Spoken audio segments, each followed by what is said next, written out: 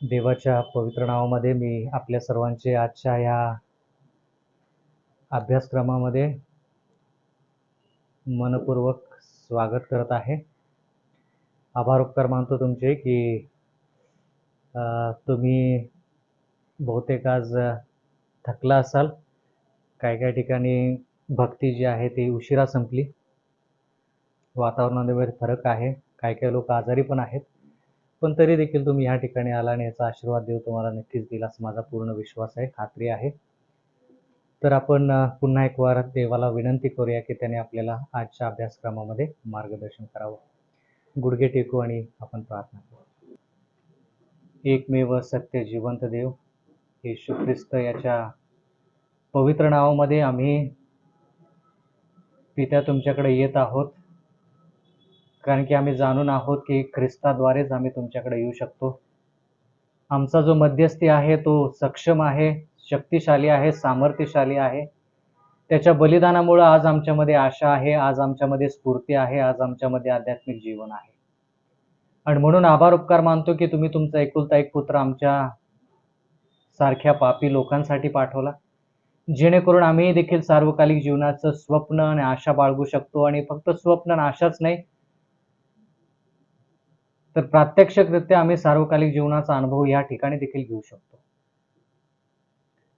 आभार उपकार मानत आहोत की तुम्ही आमचा विश्वास वाढवलेला आहे. आमचं सत्य जे आहे, जे तुम्ही आम्हाला देव केलेलं आहे, त्या सत्यामध्ये आमची वाढ होत आहे आणि याचं सर्व श्रेय आम्ही तुम्हाला देत आहोत. आभार उपकार मानतो की वेळोवेळी तुम्ही पवित्र आत्मा पाठवून आमचं अंतःकरण जे आहे त्याची पडताळणी करता. आणि म्हणून आज देखील विनंती करत आहोत, आमचं पाप, आमचे अपराध आम्ही पदरी घेतो, कबूल करतो आणि विनंती करत आहोत की ते क्षमा करून ते पुसून टाका. कारण की तुमचं वचन पवित्र आहे आणि त्या वचन पवित्र जे आहे ते पवित्र अंतःकरणामध्येच राहू शकतं. आणि म्हणून विनंती करत आहोत की तुम्ही आज आमच्यामध्ये तुमचं वास्तव्य, तुमचा निवास आम्हाला जाणवू दे, अनुभव घडू दे, जेणेकरून आजचं जे वचन आहे ते वचन आमच्या सर्वांच्या आध्यात्मिक लाभासाठी महत्त्वाचं आणि गरजेचं असं ठरावं. आणि पुन्हा एक वार आम्ही तुम्हाला आमचं अंतःकरण प्रत्येक क्षणी वाहून द्यावं, अशा प्रकारचा आशीर्वाद आम्हाला मिळू दे. जे लोक ह्या ठिकाणी येण्याच्या मार्गावरती आहेत त्यांचे मार्ग मोकळे करा. आज आमच्यामध्ये काही लोक दुःखी आहेत, कष्टी आहेत, आजारी आहेत. आम्हा सर्वांना तुमच्या वचनाकडे लक्ष देण्यासाठी सहाय्य मदत करा. आमचं सर्वस्व तुमच्या अधीन स्वाधीन करत आहोत. आजचं वचन, आजचं अध्ययन तुम्हाला समर्पित करून नम्र प्रार्थना येशूच्या नावे मागतो, आमेन. 13वा अध्याय आपण मागच्या आठवडी अभ्यास करण्यासाठी सुरू केलेला आहे.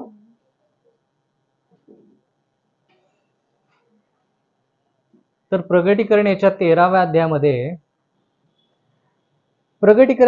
अध्यायामध्ये आपण एक श्वापद पाहिलं. तर त्या श्वापदाविषयी एक मुद्दा जो तुम्हाला आठवतो तो मुद्दा तुम्ही आम्हाला सांगा. प्रकरण 13 याच्यामध्ये आपण एक श्वापद पाहिलं मागच्या आठवडी. त्याच्याविषयी तुम्हाला जे आठवते ते तुम्ही सांगा. हा, बरोबर आहे. अजगराने काय केलं? श्वापदाला अधिकार दिला. बर, ठीक आहे, फार चांगली गोष्ट. श्वापद म्हणजे कोण? काय, कोण सांगेल श्वापद म्हणजे कोण? आंटी? नाही, आता स्पष्ट शब्द आला पाहिजे. आपण त्या सगळं गुणधर्म बघितलेत. आता श्वापद म्हणजे त्या ठिकाणी कोणाला दर्शवले? नाव सांगा. बाबिलोनला, मिदो पर्शिया, ग्रीसला, रोमचा पहिला भाग, रोमचा दुसरा भाग, रोमचा पहिला भाग विदर्भी रोम, रोमचा दुसरा भाग पोपची सत्ता. बरोबर का? हा, आपण शिकलो ना पोपची सत्ता. बर, रोमन कॅथलिक मंडळी. तर काल मागच्या आठवडी आमच्या बंधूंनी एक आठवण करून दिली मला की रोमन कॅथलिक ह्या शब्दाचा अर्थ युनिव्हर्सल म्हणजे पूर्ण विश्वभर. कॅथलिक या शब्दाचा अर्थ पूर्ण विश्वभर, म्हणजे रोमन लोक जे पूर्ण विश्वभर पसरलेले आहेत त्याला रोमन कॅथोलिक असं शब्द म्हटला जातो. बरोबर आहे? ठीक आहे. त्याचा मुख्य जो आहे त्यातला पोप म्हटलं जातं. पोप हे पद आहे. पोप ह्या खुर्चीचं नाव आहे. पण पोपच्या समोर जे नाव येतं ते त्या पोपचं नाव असतं. पोप हे काय आहे? एक पद आहे, बरोबर का? आणि त्या पदाला जो कोणी व्यक्ती समर्पित होतो त्या व्यक्तीला पोप म्हटलं जातं. खुर्चीचं नाव पोप आहे, व्यक्तीचं नाव. व्यक्तीचं नाव वेगळं, खूप काय वेगळं नाव असू शकतं, पण त्या सत्तेला, त्या खुर्चीला नाव, त्या पदाला नाव जे आहे त्याला पोप म्हटलं जातं. बर, मागील आठवडी आपण हे पाहिलं की त्या रोमन कॅथलिक मंडळीचा जो मुख्य आहे, पोप जो आहे, त्याच्यामध्ये गुणधर्म आहेत. आठवतं का? सिंहासारखं काय? अस्वलासारखं काय? चित्त्यासारखं काय? वाचा कुठे? प्रकटीकरण 13 वाचा. हा हा, ते चित्त्यासारखे होते, त्याचे पाय अस्वलासारखे होते. हा, त्याचे सिंहासारखे तोंड होते. बर, पुढे.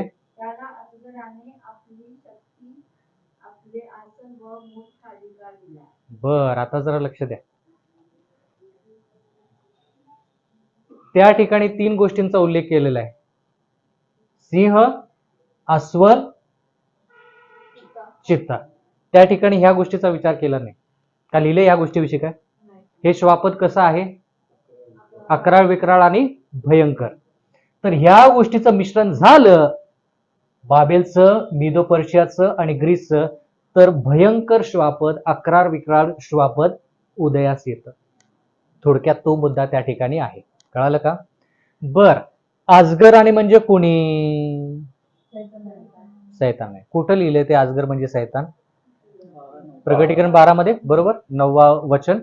तर अजगराने म्हणजे सैतानाने त्याला सत्ता दिली. मग सैतानानं सत्ता दिली तर त्याला काय फायदा होईल सैतानाचा?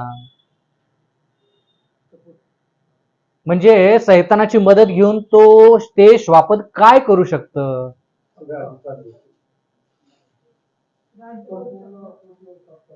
पूर्ण पृथ्वीवरती सत्ता चालवू शकतं. बरं, आणखी काय? का पूर्ण पृथ्वीवरती सत्ता चालवू शकेल? बर, मग येशू ख्रिस्त ह्या ठिकाणी नाही काय? ह्या जगामध्ये आहे. मग तरी पण लोक जे ख्रिस्ताकडे नाहीत ते लोक सैतानाच्या बाजूला आहेत. म्हणून बहुतांश लोक जे सैतानाच्या बाजूला आहेत या जगामधले, ते लोक त्या श्वापदाला नमन करतील, त्या श्वापदाला स्वीकार करतील. बर, पुढे आपण आणखी काय शिकलो? त्या श्वापदाला घाव झाला. तो घाव कुणी आणि कधी दिला आम्हाला पेनियल भाऊ सांगते. होता मागच्या आठवडी. पोपला एका डोक्याला घाव पडला, तो घाव कुणी दिला आणि कधी दिला? प्रश्न कळाला का? फ्रान्सनं दिला. कधी दिला? बरोबर आहे उत्तर. 1700, जवळच उत्तर आहे. 1798. हा, 1798 ला पोपला बंदी करून घेतलं आणि मग त्या ठिकाणी काय झालेली आहे? पोपची सत्ता थोड्या काळासाठी निघून गेलेली आहे. ती सत्ता त्याला परत मिळाली का? त्याच्याविषयी पण आपण शिकलो. आणि काय शिकलो की त्याची सत्ता त्याला मिळाल्यानंतर लोक म्हणाले की अरे, ह्याला आता ह्याच्या समोर कोण उभा राहील, ह्याच्या विरुद्ध कोण लढेल? आणि सर्व जग आश्चर्य करत त्याच्या पाठीमागं निघून गेलं. बरं, त्याच्यानंतर आणखी काय शिकलो का आपण? काय शिकलो?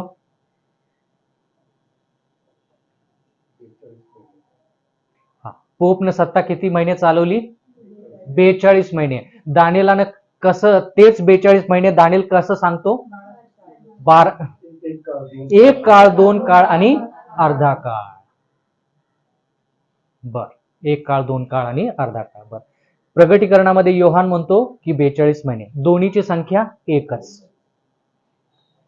1 दिवस म्हणजे 1 वर्ष.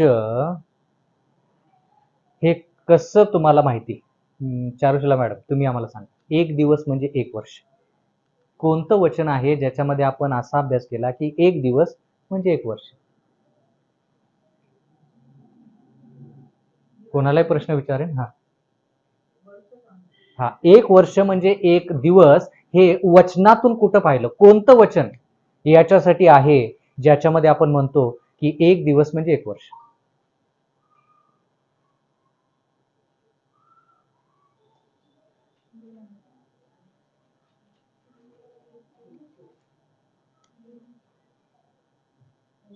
हा, बरोबर आहे.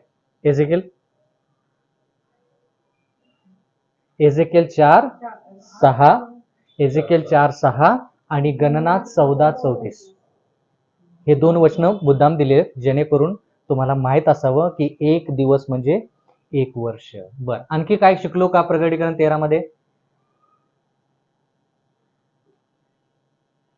आणखी काय शिकलो प्रकटीकरण 13 मध्ये?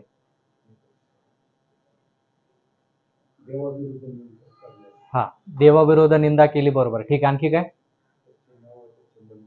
त्याचे नाव व त्याचे मंडप म्हणजे देवाच्या ठिकाणी तो काय राहिला? विराजमान झाला, बरोबर का?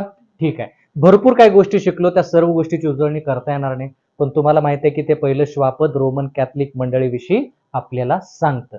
आता प्रकटीकरण 13:11 वचनाकडे जाऊया. वाचा.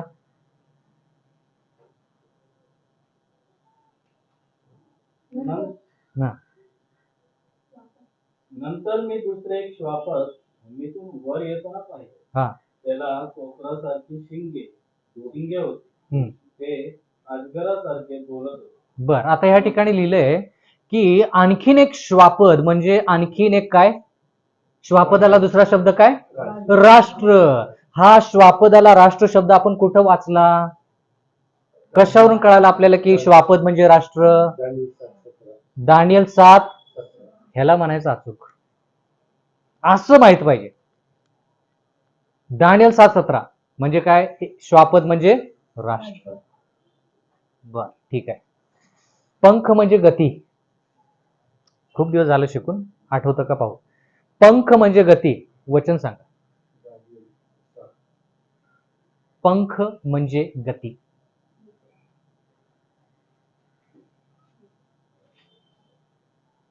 पंख म्हणजे गती. सिंहाला पंख 2, चित्त्याला पंख 4. ते पंख गतीला दर्शवतं. हे देवाच्या वचनातून कुठं वाचलं आपण? अचूक माहित पाहिजे, एवढा वेळ लागायला नको. आता आठवतं का हबाकुक? हा, हबाकुक याचा पहिला अध्याय 6 ते 8 मध्ये आपण असं पाहतो की त्या ठिकाणी गरुडाचे पंख आणि गरुडाचे पंख गतीला दर्शवतात. त्या ठिकाणी घोड्याचा पण वापर केलेला आहे. ठीक आहे. आता देवाचं वचन म्हणतं की प्रकटीकरण 13 मध्ये पहिलं श्वापद, पहिलं राष्ट्र जे आहे ते राष्ट्र रोमचं राष्ट्र आहे. दुसरं राष्ट्र जे आहे ते कोकऱ्यासारखं आहे. कोकरू कुठं वाचलं आपण कोकऱ्याविषयी? लेवी मध्ये वाचलं, योहान 1:29 मध्ये वाचलं. कोकऱ्याविषयी आणखी कुठं वाचलं?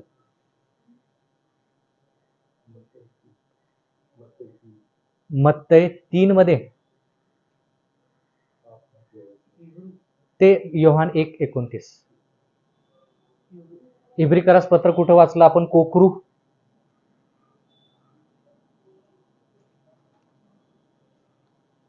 बर, कोकरू कोणाला दर्शवतं? येशू ख्रिस्ताला, बरोबर का? मग हे श्वापद म्हणजे हे राष्ट्र जे आहे, हा देश जो आहे, हा देश कोकऱ्यासारखा आहे. म्हणजे थोडक्यात कसा आहे? बर, हा, ख्रिस्तासारखा. देवासारखा म्हणजे थोडक्यात ख्रिस्तासारखा. म्हणजे हे राष्ट्र स्वतः ख्रिस्ती आहे असं लोकांसमोर दर्शवतं. कळालं का? उगच योहानाने त्या ठिकाणी कोकरू असा शब्द वापरलेला नाही. बर, त्या कोकऱ्याला किती शिंग आहेत? लिहिले तिथं 2 शिंग. बर, काय लिहिले परत वाचा. नंतर मी दुसरे एक श्वापद भूमीतून वर येताना पाहिले. हा, त्याला कोकरासारखी 2 शिंगे होती. बर, ते अजगरासारखी बोलत होते. बर, त्याला 2 शिंगे होती. आता हे 2 शिंगे म्हणजे थोडक्यात काय की ते राष्ट्र जे आहे ते 2 गोष्टींवरती आधारित आहे. तर त्या राष्ट्राची स्थापना कधी झाली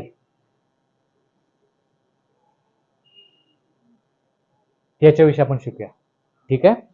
आता सुरुवातीला हे बघूया की हे श्वापद म्हणजे हे राष्ट्र कोणतं, जे स्वतःला ख्रिस्ती म्हणतं आणि देवाचं वचन म्हणतं की ते कोकरासारखं दिसतं, म्हणजे कोणासारखं, म्हणजे थोडक्यात ते ख्रिस्ती आहे असं दाखवतं, पण त्याचं बोलणं कसं आहे, सैतानासारखं आहे. मग हे राष्ट्र असं कसं काय दाखवतं ख्रिस्तासारखं, पण ज्यावेळेस ते तोंड उघडतं आणि बोलतं त्यावेळेस ते देवासारखं बोलत नाही, सैतानासारखं बोलत. बर, पुढे कुठून आलं हे राष्ट्र, भूमीतून. बाकीचे हे 4 राष्ट्र जे आहेत, हे 4 श्वापद जे आहेत, हे कुठून आले? दानियल 7 आठवत असेल तर सांगा. समुद्रातून. समुद्र म्हणजे काय? वचन. बरोबर आहे उत्तर. वचन सांग.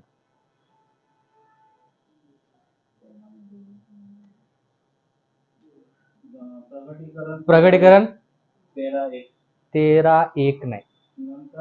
नाही नाही नाही. श्वापद म्हणजे सॉरी, समुद्र, पाणी म्हणजे लोक.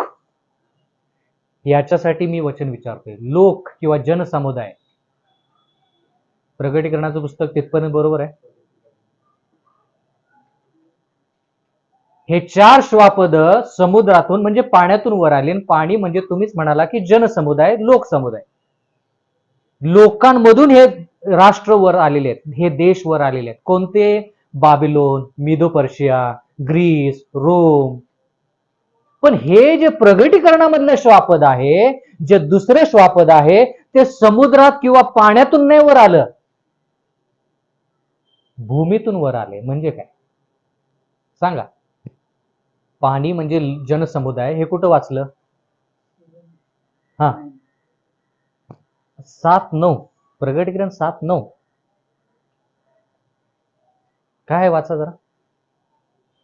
प्रगटीकरण 7:9.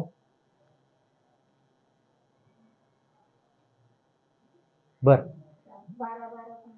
12:12 मध्ये पण आहे. बर, 7:9 पहिलं वाचा.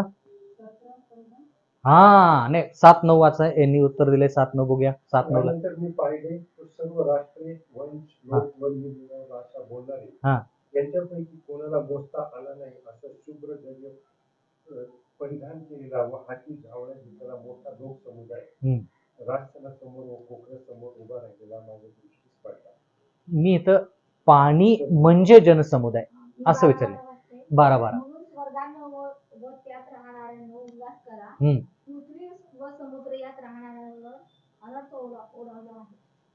नाही नाही, समुद्र म्हणजे जनसमुदाय, म्हणून बरोबर उत्तर आहे प्रगटीकरण 17:15. वाचा. आणखी तो म्हणाला, जेथे कलावंतीन वस्ती आहे तेथे जे जलप्रवाह तू पाहिले, लोक, जनसमूह, राष्ट्रे व निरनिराळ्या भाषा बोलणारे असे आहेत. हा, ते जनसमुदाय, ते पाणी कशाला दर्शवतं? जनसमुदाय, वेगवेगळे लोक यांना दर्शवतं. आता हे राष्ट्र जे आहे, दुसरं राष्ट्र जे कोकऱ्यासारखं आहे, ते समुद्रात किंवा पाण्यातून समुद्रातून म्हणजे लोकातून त्याचा उदय झालेला नाही. लोक जनातून ते राष्ट्र उदयास आलेलं नाही, ते भूमीतून उदयास आले. भूमी म्हणजे काय? आता पाण्यातून म्हणजे तुम्हीच आता सांगितलं, वचनामध्ये पण आहे की जनसमुदाय. पाणी जनसमुदाय. भूमी म्हणजे काय? थोडके लोक. थोडक्यात जिथं पाणी नाही त्याला भूमी म्हणायचं. भूमी म्हणजे ज्या ठिकाणी लोक नाहीत. आता कोणतं असं राष्ट्र आहे ज्या राष्ट्राची स्थापना अशी झाली आहे की ज्या ठिकाणी लोक नव्हते त्या लोकांनी जाऊन त्या ठिकाणी राष्ट्र तयार केलं? अमेरिका. असा विचार करावा लागतो. हे राष्ट्र जे आहे पाण्यातून आलेलं नाही, म्हणून बाबेल, मेदी पर्शिया, ग्रीस आणि रोम याच्याविषयी आपण बोलत नाही. हे राष्ट्र जमिनीतून, पृथ्वीतून वर आलेले आहे, मातीतून वर आलेले आहे. म्हणजे ज्या ठिकाणी जनसमुदाय नाही त्या ठिकाणी हे राष्ट्र काय झालेलं आहे? उदयास आलेलं आहे. आणि जर तुम्ही कोकरू म्हणजे ख्रिस्ती असा विचार केला, आणि ज्या वेळेस तुम्ही असा विचार करता की हे जनसमुदाय जो आहे, राष्ट्र जे आहे ते निर्जन वस्तू, निर्जन स्थळ, तिथून ज्या ठिकाणी लोकवस्ती नाही त्या ठिकाणाहून हे राष्ट्र वर आलं, मग तुम्हाला कळेल की राष्ट्र जे आहे ते अमेरिकेला दर्शवतं. कधी स्थापना झाली या राष्ट्राची? मागच्या आठवडी का त्याच्या मागच्या आठवडी शिकलो आपण. 1700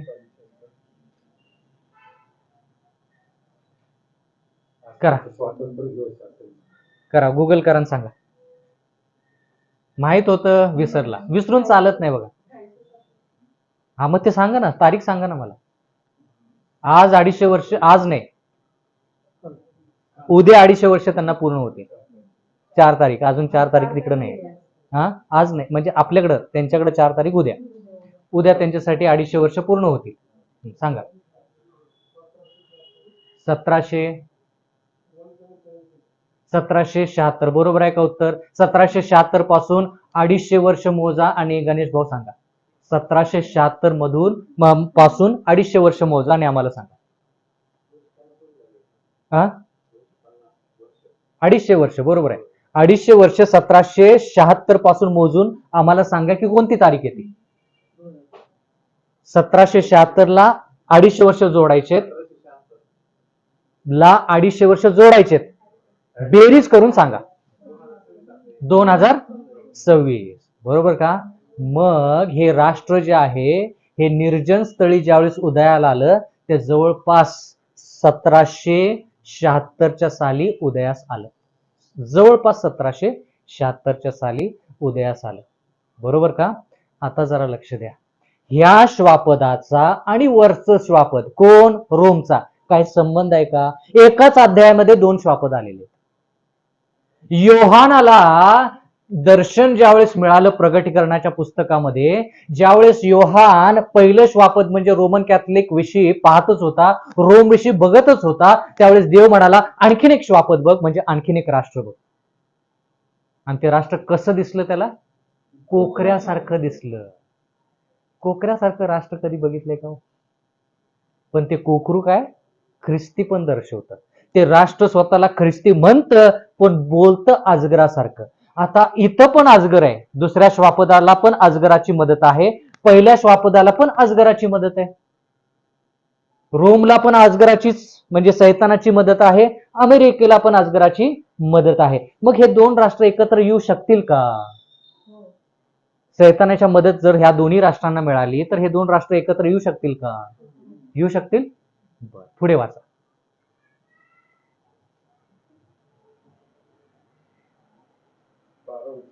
पहिल्या श्वापदाचा सर्व अधिकार त्याच्या समक्ष चालविले. बर, पहिल्या श्वापदाचा अधिकार कोण? कोणाचा अधिकार कोणासमोर चालवत? दुसरं श्वापद. पहिल्या श्वापदाचा अधिकार जो कोणाकडून मिळालाय? सैतानाकडून मिळालाय. कोणासमोर वापरतं? काय शब्द आहे?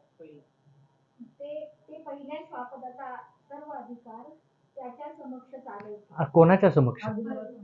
म्हणजे थोडक्यात जरी अमेरिका रोम पासून सत्ता घेत असेल किंवा अधिकार घेत असेल तर रोमच्या समोर तो अधिकार चालवतो.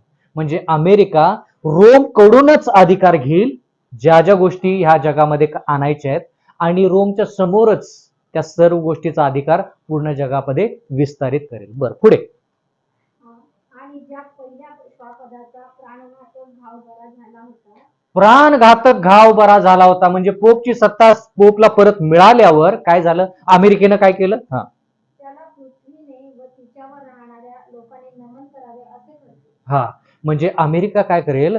ज्या वेळेस पोपची सत्ता पोपला परत मिळेल आणि ती मिळाली, पोपची सत्ता पोपला परत मिळालेली आहे. पोप आता कैदी म्हणून कुठं नाही, त्याची सत्ता त्याला परत मिळालेली आहे आणि रोमन कॅथलिक मंडळीची फार भरभराटी होत आहे.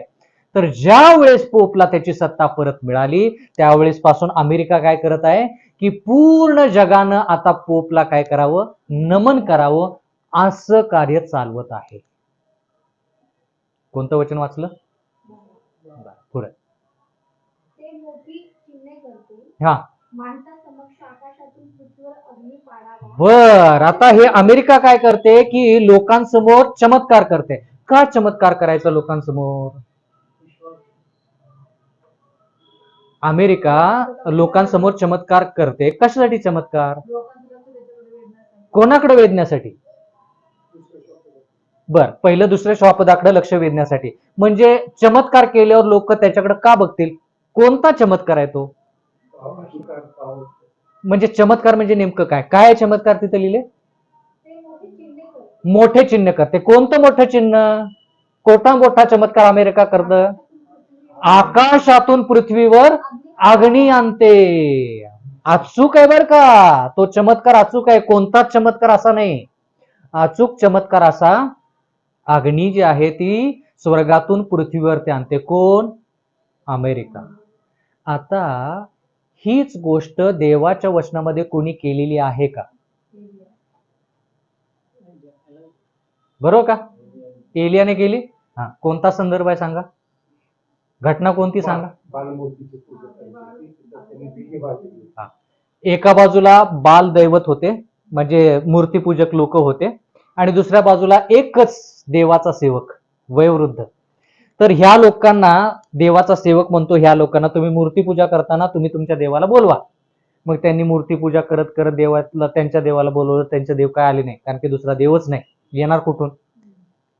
मग हा देवाचा सेवक म्हटला की आता मी काय करेन, वेदी रचीन, त्याच्यावरती अर्पण ठेवीन, त्याच्यावरती तुम्ही पाणी टाका, आणि तरी देखील मी प्रार्थना करेन आणि आकाशातून अग्नी येईल आणि ते पूर्ण अर्पण ते भस्म होईल. त्याचा अर्थ काय की देवानं त्या अर्पणाचा स्वीकार केला. बरोबर? आता ज्यानं हे अर्पण केलं, प्रार्थना केली, आकाशातून अग्नी आली, तो एलायजा. एलायजाचं पद काय होतं? त्याचं कार्य काय होतं? नाव त्याचं एलायजा, पण कार्य काय करत होता? याजक नाही, संदेष्टा. बरोबर का? मग अमेरिका जर हेच करत आहे, लोकांच्या समक्ष आणि चमत्कार करून अग्नी आणत आहे, तर मग अमेरिका लोकांसमोर काय दाखवत आहे? मी कोण आहे म्हणून दाखवत आहे? संदेष्टा. बोलायला कळालं का?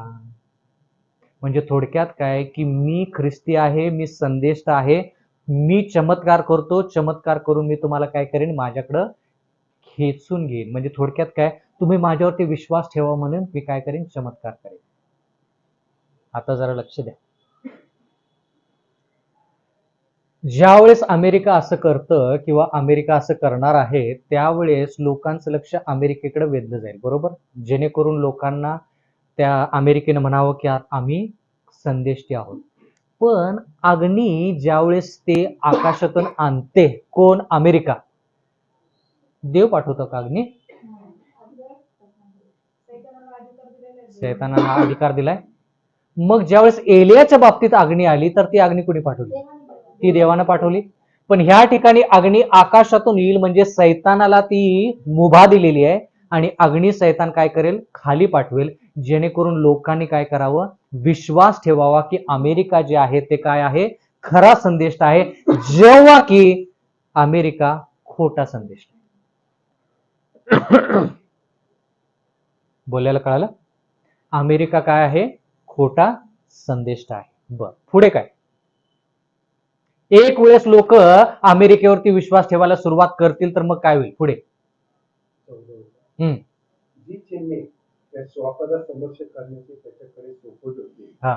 त्यावरून ते पृथ्वीवर राहणाऱ्यांना ढकलले. म्हणजे तरवारीचा घाव लागला असताही जिवंत राहिलेल्या श्वापदासाठी मूर्ती करण्यास पृथ्वीवर राहणाऱ्यांना ते सांगते. मग अमेरिका काय करतं?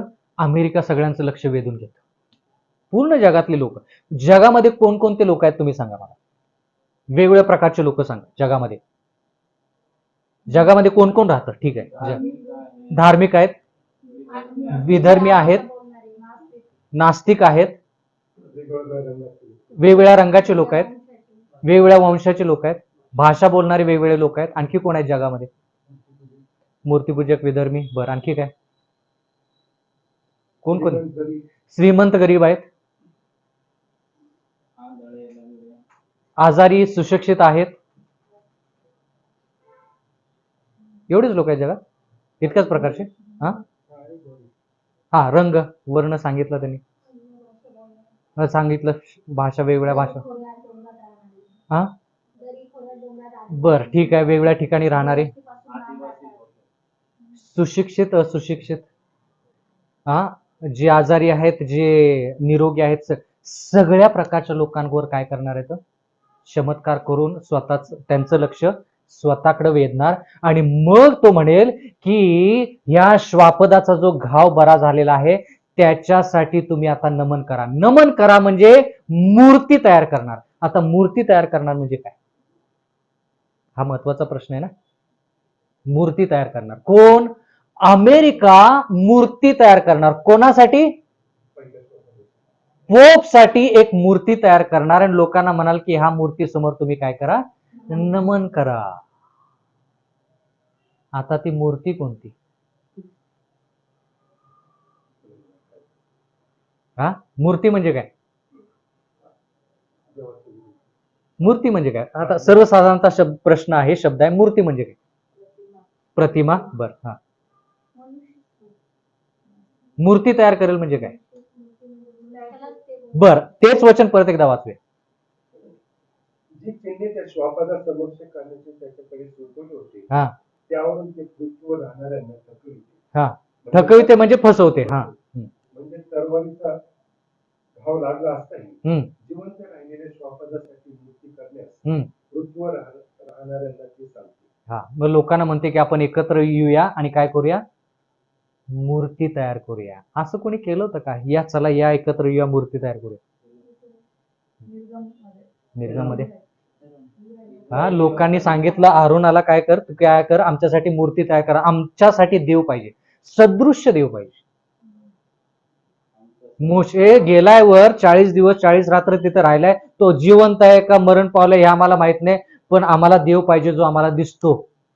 मग तो दबाव खाली आला आणि आरोनानं काय केलं? सोन्याचं वास्तू तयार केलं. आणि मग आरोन काय म्हणाला वास्तू तयार केल्यानंतर?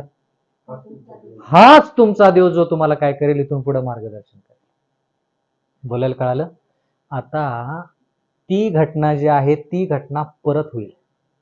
जरा लक्ष द्या, सगळ्यांचं लक्ष आहे. ज्या घटना पवित्र शास्त्रामध्ये आतापर्यंत घडल्यात ना, त्या जवळपास सगळ्या घटना परत घडतील, पण झटापटीने घडतील.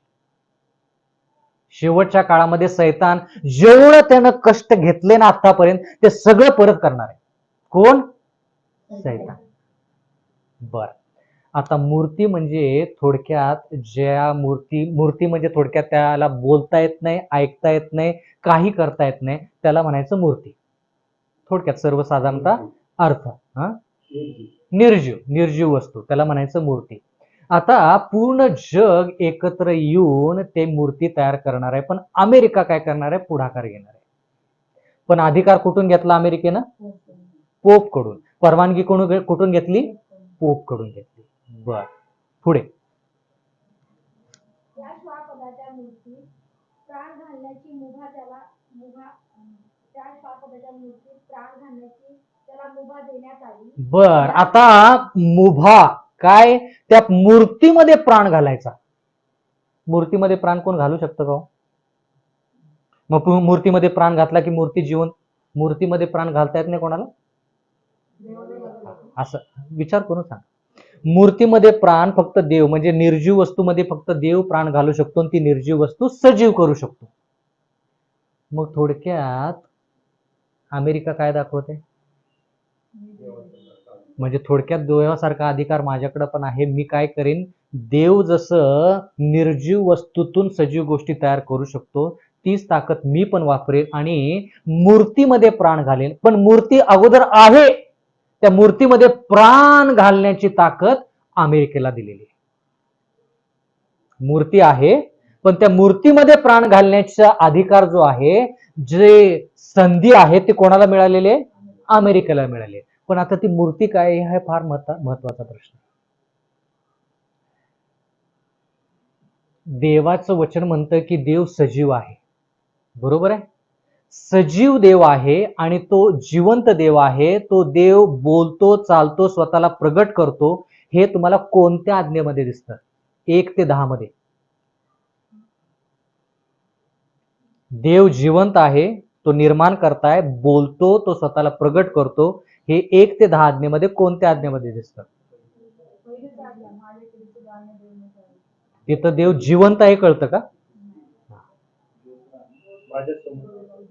माझ्यासमोर अन्य देव नसावे. तिथं तो जिवंत देव असं दिसतं का? तो निर्माण करता देव तिथं दिसतं का? तो स्वतःला प्रगट करतो असं दिसतं का? चौथी आज्ञा. मग अमेरिका जे स्वतःला ख्रिस्ती म्हणतं ते अजगरासारखं बोलणार, अधिकार पोप कडून घेणार, पण अजगरासारखं बोलून पोपच्या सत्तेसाठी काय करणार? कार्य करणार. म्हणजे थोडक्यात काय? देव निर्माण करता आहे, देव काय करतो? बोलतो, देव सजीव आहे, देव सार्वकालिक जीवन देतो, देव निर्माण करता आहे, त्याच्याच सारखी मूर्ती आता तयार करायची. म्हणजे काय? शाबाताच्याच सारखी एक गोष्ट तयार करायची आणि देवाच्या विरोधात कार्य करायचं. आता शाबातासारखीच गोष्ट पोपच्या सत्तेनं काय केलेली आहे? निर्माण केलेली आहे. कोणती? रविवारचा नियम. तर तो रविवारचा नियम अमेरिका अस्तित्वात यायच्या अगोदरपासून आहे.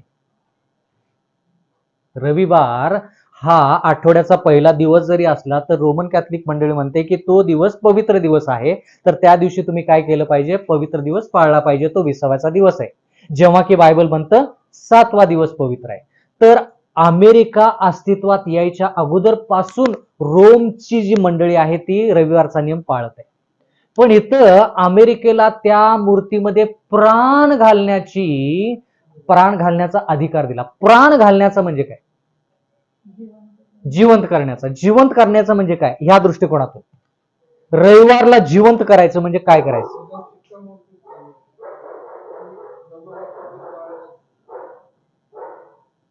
जिवंत कधी केलं जातं? मेलेलं असलं की आपण जिवंत करतो. आता जिवंत करणं रविवारच्या दृष्टिकोनातून सांगा. जिवंत करणे म्हणजे थोडक्यात ते आणखीन जास्त उदयास आणणे किंवा आणखीन जास्त त्याची प्रौढी करणे, आणखीन जास्त ते लोकांसमोर मांडायचं, म्हणायचं की आता हे आहे, हे याच्या पुढं काही करायचं नाही, हेच सगळं करायचं. त्याला म्हणायचं जिवंत करणे. जिवंत करणे म्हणजे पूर्ण जगामध्ये ते स्थापित करणे.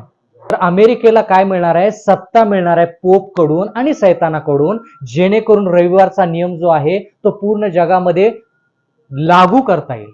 म्हणजे थोडक्यात काय की आतापर्यंत जे दबलेलं सत्ता होती पोपची, आता ती दबून राहणार नाही. पोप अमेरिकेचा वापर करेल आणि अमेरिकेचं सगळेच ऐकतात. बरोबर ना?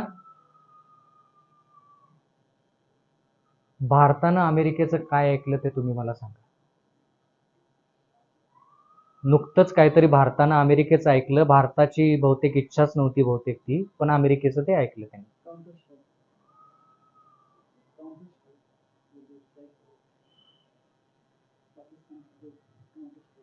बर नाही, आता नुकतंच 1 महिन्यापूर्वीची गोष्ट. अमेरिकेनं सांगितलं भारताला असंच करायचं आणि भारतानं तसंच केलं. हा हा तेलाच्याच बाबतीत. रशियाकडून तेल घ्यायचं नाही. भारतानं मान्य केलं. झाला गदारोळ पूर्ण देशामध्ये. साहेबांनी त्या साहेबांचं काय ऐकावं? बोलायला कळालं का? म्हणून तुमच्या समोर आणि आमच्या समोर ह्या गोष्टी काय आहेत? वचन वाचल्याशिवाय कळत. पूर्ण जगासाठी काय? तेल तेल तेल तेल तेल तेल. तेलाचा प्रश्न नाही, हे तर मूर्तीमध्ये प्राण घालायचं चाललंय. तेलाचं काय घेऊन बसला? सिलेंडरच्या किमती किती मागू देत, सिलेंडरच्या किमतीकडे लक्ष नको. इथं काय आहे? मूर्तीमध्ये रविवारचा नियम लागू करायचा. मग तुमच्या समोर टीव्हीवरती एप्स्टीन फाईल येतील, मग भरपूर काय गोष्टी येतील, मग युद्ध येईल, मग तेलाच्याच किमती वाढल्या, मग हेच युद्ध, मग तेच युद्ध, आणि मग असं सगळ्या गोष्टी जरी असल्या तर लक्षात काय ठेवायचं? या सगळ्या गोष्टी कुठं लक्ष केंद्रित करतायत? ते प्राण घालायचे मूर्तीमध्ये. तेच काम चालू आहे. म्हणजे शेवटी काय? सगळ्यांनी पोपकड बघावं. आता ते चालू आहे का? ते बघितलं पाहिजे. बरं, पुढे.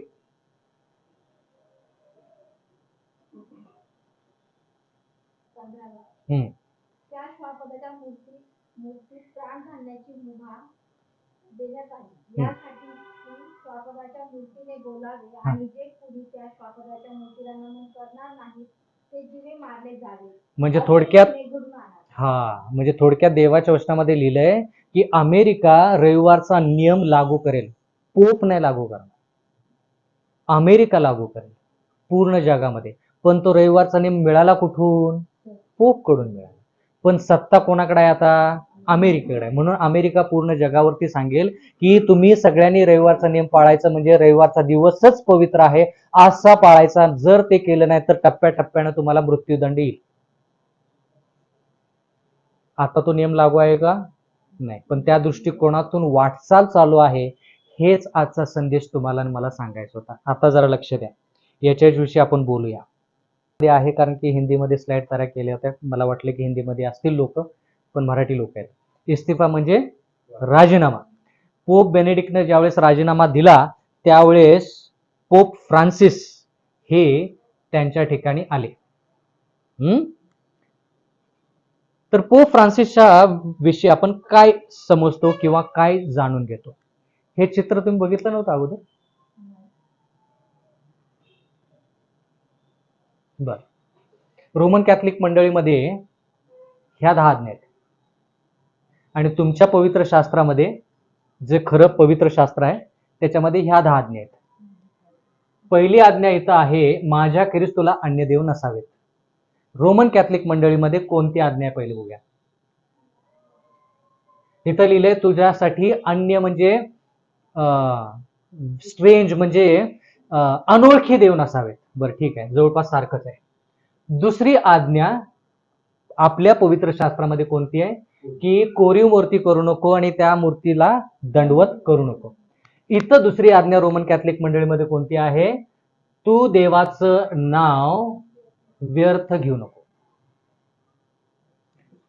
तिसरी आज्ञा आपली इथं काय आहे? तू देवाचं नाव व्यर्थ घेऊ नको. ही तिसरी आज्ञा त्यांनी दुसऱ्या आज्ञेला टाकली, कारण की दुसरी आज्ञा काढून घेतली, कारण की त्यांच्यामध्ये मूर्तीपूजा आहे.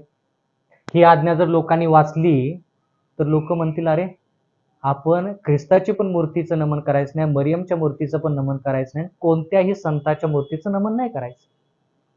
मागील 2 आठवड्यापूर्वी मी तुम्हाला सांगितलं, द गार्डियन म्हणजे पोप आणि रोमन कॅथलिक मंडळीचीच ती पत्रिका आहे, त्याला म्हणतात द गार्डियन. त्या पत्रिकेमध्ये मॅगझिन मध्ये तुम्हाला मी सांगितलं त्यावेळेस की पोपनं स्वतः सांगितलंय की तुम्ही काय करू नका, मरियमला ख्रिस्ताबरोबर तुलना करू नका. उद्धारकर्ता ख्रिस्त आहे. हे भयानक वाक्य, वादविवाद करण्यासारखं वाक्य ते बोललेले आहेत. मी सांगितलं काही आठवड्यापूर्वी तुम्हाला. एवढाच प्रश्न होता की मी तुम्हाला सांगितलं की ते त्या आठवडी झाले, पण ते त्या आठवडी न होता काही महिन्यापूर्वी घडलेली गोष्ट आहे. ती तुम्ही पडताळून पाहू शकता द गार्डियन या पत्रिकेमध्ये. तर त्यांची दुसरी आज्ञा काढली म्हणून त्यांनी तिसरी आज्ञा दुसरीला टाकली. बरं ठीक आहे. चौथी आज्ञा शाबाताविषयी आहे. सर्व शाबाताची आज्ञा तुम्हाला माहिती आहे. इथं त्यांची तिसरी आज्ञा कोणती आहे? पवित्र दिवस कीप द होली लॉर्ड्स, देवाचा दिवस पवित्र पाळ. पण 6वा दिवस, 7वा दिवस, पहिला दिवस काहीच नाही, फक्त देवाचा दिवस पवित्र पाळ अशी तिसरी आज्ञा. चौथी घेऊन तिसरीला टाकली का? कारण की दुसरी आज्ञा जी आहे ती काढली, मग तिसरी दुसरीला गेली, चौथी तिसरीला गेली. बर, आता 5वी आज्ञा कुठली आहे तुमच्या बायबलमध्ये? आई वडिलांचा मान राख. इथं 5वी आज्ञा कोणती आहे? आई वडिलांचा मान राख आहे, आज्ञा आहे. 6वी आज्ञा कोणती आहे तुमची?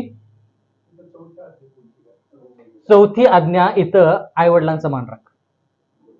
एक वरती गेलं, कारण की दुसरी आज्ञा काढली की मग तिथं मोकळी झाली, मग तिसरी दुसरीकडे टाकायची, चौथी तिसरीला आणायची, मग 5वी चौथीला आणायची. 5वी आज्ञा चौथीला आली, आई वडिलांचा मान राख. तर आता इथं 6वी आज्ञा तुमची जी आहे की खून करू नको. आता ही 6वी आज्ञा इथं काय झालेली? 5वीला गेलेली वर, कारण की एक काढून घेतली म्हटल्यानंतर सगळ्या खालच्या वर ढकलल्या पाहिजेत. 7वी आज्ञा कोणती? व्याभिचार करू नको. इथं 6वी आज्ञा कोणती? व्याभिचार करू नको. इथं 8वी आज्ञा चोरी करू नको. इथं 7वी आज्ञा चोरी करू नको. 9वी आज्ञा काय? की खोटी साक्ष देऊ नको. इथं 8वी आज्ञा काय? की खोटी साक्ष देऊ नको. बरोबर. आता 10वी आज्ञा कोणती? की अभिलाषा बाळगू नको. शेजाऱ्याची पत्नी, शेजाऱ्याचे गुरढोरे, शेजाऱ्यांच्या वस्तूची अभिलाषा बाळगू नको. आता ही आज्ञा 9 आज्ञेला टाकलेली आहे. 9 आज्ञेला टाकली. इथं लिहिले फक्त शेजाऱ्याच्या पत्नीची अभिलाषा बाळगू नको, अर्धवट आहे. आणि अर्धी आज्ञा जी आहे ती 10वी आज्ञा केलेली आहे. म्हणजे 10वी आज्ञेचे 2 भाग केले. 10 आज्ञा पाहिजेत ना, म्हणून 10 आज्ञेचे 2 भाग केलेत. 10वी आज्ञा कोणती? की तू शेजाऱ्यांचे ज्या वस्तू आहेत त्याची देखील अभिलाषा बाळगू नको. जेव्हा की हे दोन्ही आज्ञा एकच पवित्र शास्त्रामध्ये. म्हणून इथं 10 आहेत तर 10 कशा तयार करायच्या दुसरी काढली, म्हणून 10वी आज्ञा 2 भागामध्ये विभाजन केलं आणि त्याच्या 10 आज्ञा केल्या. लक्षात राहिलं? आता जरा लक्ष द्या पुढं. तर ज्यावेळेस पोपनं राजीनामा दिला त्यावेळेस पोप फ्रान्सिस आले त्या ठिकाणी. तर पोप फ्रान्सिस हे जे आहेत हे जेजुएट म्हणजे माहित आहे, जसं प्रत्येक देशामध्ये गुप्त सेना असते, गुप्त सेना प्रत्येक देशाची असते, तशी पोपसाठी पण गुप्त सेना आहे.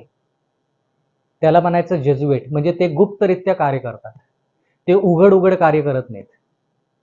तर ते गुप्तरित्या कार्य करतात. कोणत्या देशामध्ये काय चाललंय, कोणकोणत्या हालचाली चालल्या, त्या सगळ्या गोष्टी ज्या आहेत त्या काय करतात, गोळा करतात आणि पोप पर्यंत पोहोचवतात. म्हणून तो पोप जो आहे तो जेसुएट. हे जे जेसुएट आहे ते तुम्हाला सर्वसाधारणतः लोक दिसतील, पण त्यांचं कार्य काय, सगळ्या माहिती काढून घ्यायच्या, सगळ्या माहिती. तुम्हाला जे माहिती नसतील त्या सर्व माहिती यांना आहे. मला जे तुमच्याविषयी माहित नाही, तुम्हाला जे माझ्याविषयी माहित नाही त्यांना यांना माहित, सगळं A to Z. कारण की ही सेना आहे, सेना पोपची सेना आहे, जी लोकांसमोर लोकांच्या डोळ्यात नजरेत येत नाही. बर, ठीक आहे. पोप फ्रान्सिस जे आहे ते फार नामांकित लोक आहेत, व्यक्ती आहे, आणि म्हणून त्यांचा जो त्यांची जी प्रतिष्ठा आहे ती प्रतिष्ठा पूर्ण जगापर्यंत पोहोचलेली आहे. मग ते राजकीय नेत्यांसंती पण भेटघाट करतात. आता सगळ्यांनी लक्ष द्या. तर ज्या ठिकाणी संघटना म्हणजे वेगवेगळे लोक दहशतवादी आहेत त्यांच्या विरुद्ध पण कार्य करायचं, चांगली आपण आहोत असं दाखवायचं आणि लोकांचं मन जिंकायचं. BBC न्यूज अनुसार पोप जे आहेत ते जगामध्ये सर्वाधिक लोकप्रिय व्यक्ती आहेत. प्रकटीकरणामध्ये काय वाचलं आपण, त्याचा घाव बरा झाल्यानंतर पूर्ण जग आश्चर्यचकित होऊन त्याच्या पाठीमागून गेलं. म्हणजे वचन जे आहे ते वचन वास्तविकरित्या बघायचं की बाबा हे चालू आहे का, सध्या होत आहे का, या सर्व गोष्टी बघायच्या. बर, पुढे कोण दिसतं चित्रामध्ये? हा, पोप फ्रान्सिस आहेत. आणखी कोण आहे? रिक वॉरेन आहेत. आणखी कोण आहेत? Kenneth Copeland. हे प्रोटेस्टंट म्हणजे आंदोलक, म्हणजे रोमन कॅथलिक मंडळीच्या विरोधात होते. रोमन कॅथलिक मंडळीच्या विरोधात होते.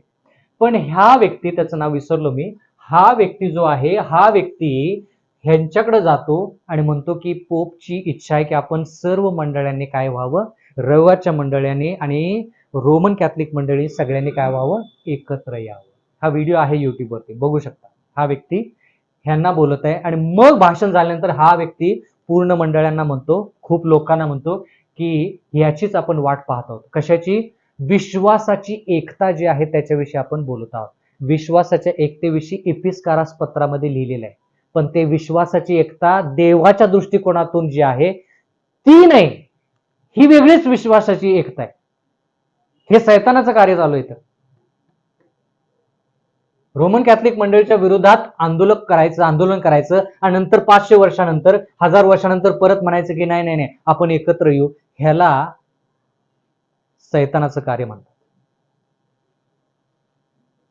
टाइम मॅगझिन वरती नाव येतं, फोटो येतो त्यांचा, साध्या मॅगझिन वरती येत नाही. जी पत्रिका आहे ना time magazine, new world pope, तिथं त्यांचं नाव येतं, साधी व्यक्ती नाही. जलवायू परिवर्तन म्हणजे आता हे पोप जो आहे तो म्हणत आहे की आता रविवार आणायचा कसा, अमेरिकेला पण मदत केली पाहिजे. अमेरिका पण म्हणत आहे की आता हा रविवारचा नियम आणायचा कसा, तर कसा आणायचा? जलवायू परिवर्तन. जलवायू म्हणजे काय? पाणी. आणखी वायू म्हणजे हवा. म्हणजे थोडक्यात काय की जल प्रदूषित झालंय, हवा प्रदूषित झाले, तर आता ह्या सर्व गोष्टी थांबल्या पाहिजेत. गरम पृथ्वी जी आहे ते खूप गरम व्हायला लागली. आता ह्याच्याविषयी कोण कोण प्रचार करत आहे, सांगत आहे बघा. ह्या ठिकाणी लिहिलंय की खूप अशा गोष्टी घडत आहेत, म्हणजे वातावरणामध्ये किंवा वेदरला काय म्हणतात मराठीमध्ये, हवामान हवामानामध्ये खूप बदल घडून येत आहे.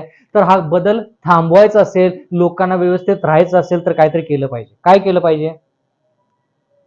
जो बर्फ आहे तो अगोदर बर्फ हे पूर्ण जो डोंगर होता ना, तो पूर्ण बर्फाने झाकला गेलेला होता.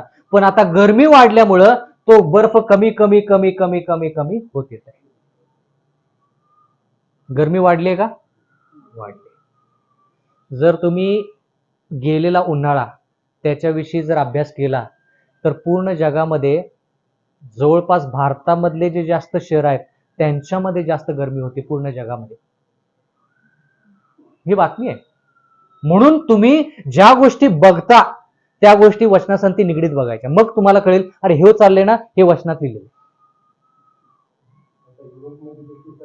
हा, हीट वेव्ह काही आठवड्यापूर्वीचीच गोष्ट आहे. लोक पाण्यात बसलेत, त्यांना ते जमणं झाले. युरोप खंड थंड हवेसाठी थंड वातावरणासाठी लौकिक आहे, तर त्या ठिकाणी लोकांना इतकी गरमी व्हायला लागली. लोक रस्त्यावरती उतरत आहेत की काय करा, हे जे वातावरण जे आहे किंवा हवामान जे आहे त्या हवामानावरती नियंत्रण ठेवण्यासाठी काहीतरी करा. काय केलं पाहिजे? पोप आता लगेच म्हणणार की आपण काय करूया, जनहित, सामान्य हित, लोकांच्यासाठी सामान्य हित, हे दोन शब्द, सामान्य हित, इंग्लिशमध्ये कॉमन गुड, हे दोन शब्दाचा वापर पोप वारंवार करत आहेत. सामान्य हित म्हणजे पूर्ण देश, जितके देश आहेत त्या सगळ्यांसाठी आपण काय करूया, एक सामान्य हित काहीतरी बघूया. आणि अमेरिका ते काय करत आहे, पुढे त्याच्यासाठी वाटचाल करत आहे. सामान्य हित म्हणजे थोडक्यात काय, पृथ्वी आपण चांगली करूया. पोप ज्यावेळेस सामान्य हिताविषयी बोलण्याची त्यांना संधी मिळते, त्यावेळेस खूप लोकांसमोर, खूप देशाचे अधिकाऱ्यांसमोर त्यांना बोलायची संधी मिळते. बंधू, तुम्ही नानासाहेब, तुम्ही आम्हाला सांगा की पोपच्या पाठीमागे जे उभा आहेत त्यांचं नाव काय, बसलेले आहेत त्यांचं नाव काय पोपच्या पाठीमागे? तुम्ही सांगा. तुम्ही सिस्टर प्रिया, तुम्ही सांगा. पुतीन नाही, एक मिनिट. अंकल तुम्ही सांगा. चित्र स्पष्ट नाही का? पहिले अध्यक्ष नाही, अगोदरचे जो बायडेन. हा, मग आता ह्यांनी भाषण दिलं. काय भाषण दिलं की पूर्ण जगाच्या हितासाठी आपण काहीतरी केलं पाहिजे. आणि भाषण संपल्यानंतर टाळ्या अमेरिकेच्या राष्ट्राध्यक्षांनी वाजवल्या. हे चित्र तुम्ही इंटरनेटवरती बघू शकता. हातातल्या काकण्याला आरसा कशाला. आता 1994ची गोष्ट सांगतो, जे रोमन कॅथलिक कॅटेसिझम त्यांच्या पुस्तकामध्ये लिहिले, धार्मिक स्वातंत्र्यावर सभी सामान्य भलाई नावाने. तर इथं असं लिहिलंय की त्या कॅटेकिझम म्हणजे रोमन कॅथलिक मंडळीचं एक पुस्तक आहे, त्याला कॅटेकिझम म्हणतात. 1994ची गोष्ट आहे, पान नंबर 528. कोणाला मिळालं पुस्तक कृपा करून या, आपण ते पुस्तक लोकांना दाखवू. त्या पुस्तकामध्ये लिहिलंय, धार्मिक स्वातंत्र्य आणि सगळ्या लोकांचं सामान्य भलाई म्हणजे सामान्य हित जर पाहिजे सर्व लोकांना, तर त्यांनी काय केलं पाहिजे, रविवारच्या दिवशी सुट्टी घेतली पाहिजे. पण ती म्हणजे काय, सरकारी कायद्यानुसार रविवारच्या दिवशी सुट्टी पाहिजे. पुस्तक पण सांगितलंय, पान नंबर पण सांगितलंय. तुमची जबाबदारी ते शोधायचं. काय म्हणतायत, सर्व लोकांच्या हितासाठी आणि धार्मिक स्वातंत्र्यासाठी सगळ्या लोकांनी काय करावं, रविवारच्या दिवशी तो दिवस पवित्र पाळावा. विशेष करून काय लिहिलंय, ईसाई म्हणजे जे ख्रिस्ती आहेत. कळालं का?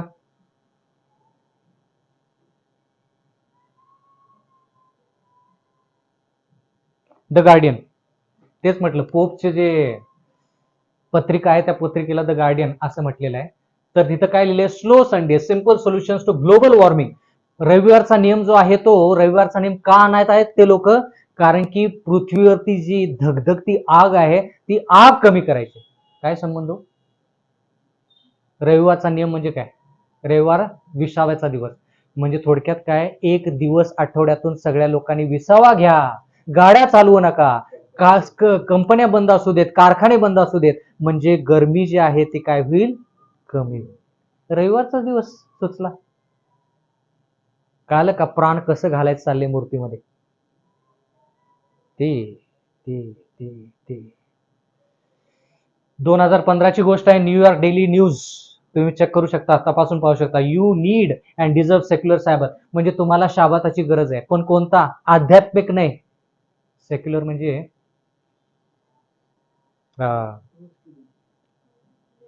म्हणजे आध्यात्मिक नसून आध्यात्मिक नसताना तो दुसरा शाबात, त्याच्याविषयी तुम्हाला दिसते की तुम्हाला तो शाबात गरजेचा आहे. 2015ची गोष्ट आहे. Parliament magazine, Sunday work is a danger to our health and safety. 2016ची गोष्ट आहे, तारखे संती सांगत आहे तुम्हाला. पार्लमेंट मॅगझिन ह्या तारखेचं 3 मेची गोष्ट आहे. थॉमस मॅन ह्या व्यक्तीनं लिहिलेलं आहे, Sunday work is dangerous to health and safety, म्हणजे रविवार जर तुम्ही कष्ट केलं तर आरोग्याच्या दृष्टिकोनातून तो धोक्याचा आहे आणि तुम्हाला संरक्षण नाही. कळलं का हळूहळू प्राण कसं घालायचं चाललंय? Fresh talk, earth needs green sabbath, हिरवा शाबात. हिरवा शाबाताची तुम्हाला गरज. आता हिरवा शाबात म्हणजे मी पण अजून शिकत आहे. हिरवा म्हणजे आपला शाबात मग कोणता आहे? एक ब्लॅक साबाथ पण आहे. ब्लॅक सॅबथ, ब्लॅक फ्रायडे, नाही नाही, black sabbath. Black church, black sabbath. Black sabbath आहे. आणि ते युट्यूबवर वगैरे दाखवतात. आणि ते पूर्ण गाणं आहे त्याच्यावरती एक. गाणे पण आहे आणि ते साबाथचं ते पूर्ण सैन्याने चाललेलं असतं. हा हा, तर ते कृपा करून ते वाद्य ऐकू नका, कारण त्या वाद्याद्वारे ते वाद्य असंच वाजवलं गेलेलं आहे जेणेकरून तुमचं हे पुढचं जे विचार करण्याचा जो मेंदूचा भाग आहे तो सुन्न पडतो, मंद होतो. अशा प्रकारचं वाद्य वाजवले जातात त्या ठिकाणी. म्हणून कृपा करून त्या गोष्टीकडे लक्ष देऊ नका. बघूनच नकोच वाटतं, ब्लॅक साबाथ ऐकूनच नकोच वाटतं. बर, आपण पुढे जाऊया. तर पोपने सामान्य हित याच्यासाठी अमेरिकेचं काँग्रेस जे आहे, बाकीचे जे लोक आहेत त्यांना काय केली, विनंती केली आहे, सगळेजण आपण काय करूया, एकत्र येऊया आणि सामान्य हित याच्याविषयी विचार करूया. पोप फ्रान्सिस म्हणतात की ज्यावेळेस त्यांनी निर्णय घेतला की ते पोप होणार आहेत त्यावेळेस त्यांना देवाचा अनुभव घडला. पटत म्हणतायत ते. देवाचा अनुभव तुम्हाला घडतोय तो बरोबर का ह्यांना घडतोय तो बरोबर? सत्ता कुठून मिळाली, अधिकार कोणी दिला? अजगरानं. म्हणून देवाचं वचन विसरायचं नाही. देवाचं वचन मुख्य मूळ पाहिजे. देवाच्या वचनावरती आधारित सर्व गोष्टी पाहिजे. सामान्य हित हे 2 शब्द वारंवार तुम्ही ऐकाल इथून पुढे बातम्यांमध्ये. सामान्य हित, सामान्य हेतू, ह्या सर्व गोष्टी तुम्ही ऐकाल. आणि पोप बोलत असताना खूप लोक त्या ठिकाणी काय करत आहेत, त्या ठिकाणी उपस्थित आहेत. बर, पाचशे धार्मिक नेते, वेगवेगळ्या धर्माच्या लोकांसमवेत पोप काय करत आहेत, सगळ्या लोकांना एकत्रित करत आहेत. आता याच्याविषयी पण आपण जास्त शिकूया.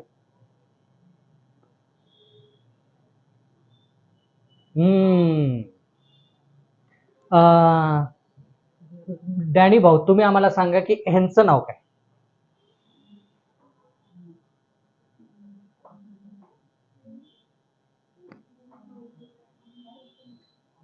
हा हा हा, काय नाव? ते अगोदरचं नाव काय त्यांचं? त्यांचा वाढदिवस असला की खूप नेते येतात. आंध्राचे नाहीत, दक्षिण भारतातले आहेत पण आंध्राचे नाहीत. हा, अमृतांबा. मग त्यांचा फोटो पोप संती काय करतो? आपण बातम्या कोणत्या ऐकतो, आपण फोटो कोणते बघतो बातम्यांमध्ये? ह्यांचं लग्न तुटलं, मग ह्याचं कोणासंती जुळलं, त्याचं कोणासंती जुळलं. हेच चाललंय ना, नुसतं भरकटत घेऊन चाललंय लोकांना भरकटत घेऊन जायचं. न्याय निवाड्याकडे अजिबात लक्ष नको लोकांचं. इथं नाही सापडला तिथं सापडतोय का बघूया, तिथं नाही सापडला तिथं देवापासून दूर जातो का बघूया. काय संबंध आहे ना फोटो. बाकीचे विधर्मी लोक पण आहेत, आता हे पण विधर्मी आहे तरी पण त्यांचा फोटो इथं, विधर्मी आहे तरी देखील त्यांचा फोटो. म्हणजे थोडक्यात काय काय ते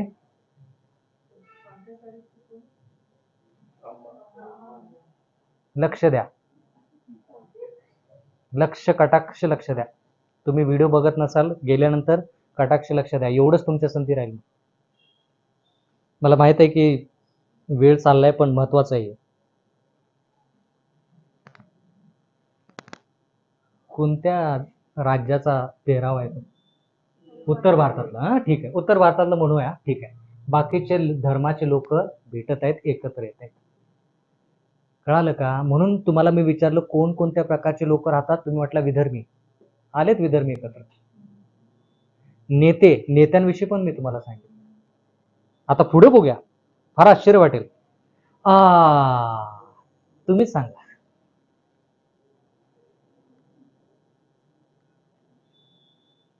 तंत्रज्ञान हा हा हा हा हा हा हा मायक्रोसॉफ्ट नाही, गुगल. हा सांगा. काय बिल गेट्स. पुढच्या आठवडी सांगाल का? ह्याच्यानंतर कोण आले ह्या अधिकाऱ्यानंतर गुगल कोणी घेतलं? हा, भारताचं कोण? सुंदर पिचाई. पण सुंदर पिचाईच्या अगोदर कोण सांगाल आता का पुढच्या आठवडी? यांचं नाव आज सांगाल का पुढच्या आठवडी? हा ठीक आहे.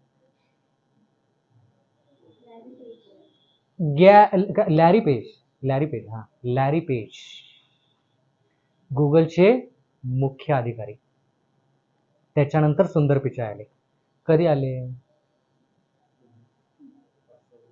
5-6 वर्ष नाही, भरपूर वर्ष झाले. कळालं का मी काय हे सांगत आहे तुम्हाला? आता हे काय म्हणत असतील यांना, अरे शाबाताविषयी गुगलवरती टाका, 7वा दिवस शाबात आहे, सर्वांनी पवित्र पाळावं म्हणून सांगत असतील का गुगलवरती टाकायला? काय संबंध? असेच भेटले का? अरे मी इकडे चाललो होतो, तुम्ही पण इथंच आला का, चला फोटो घेऊया. सगळं ठरवलेलं आहे. पण आपण बघितले का हे फोटो? का नाही बघितले? आपल्याला हे माहीतच नाही की हे फोटो बघायचे असतात. आपल्याला माहीतच नाही की हा विचार आपण केला पाहिजे.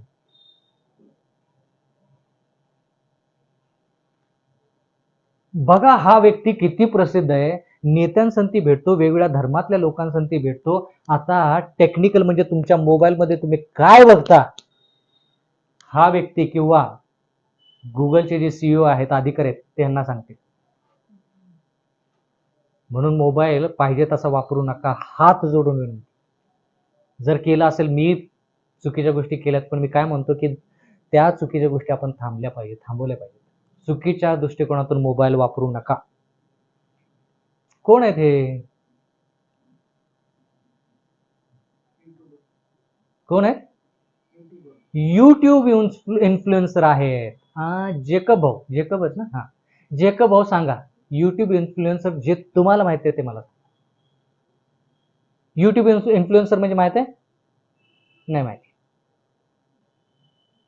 जसे नाही माहिती युट्यूब इन्फ्लुएन्सर.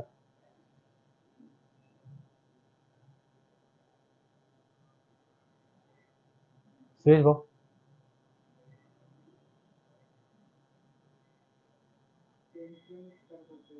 हा पण नाव सांगा, एक नाव सांगा.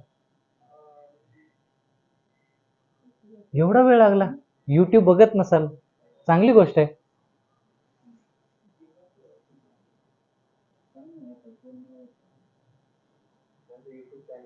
हा, त्यांचा प्रभाव, इन्फ्लुएन्सर म्हणजे प्रभाव टाकतात ते लोकांवर.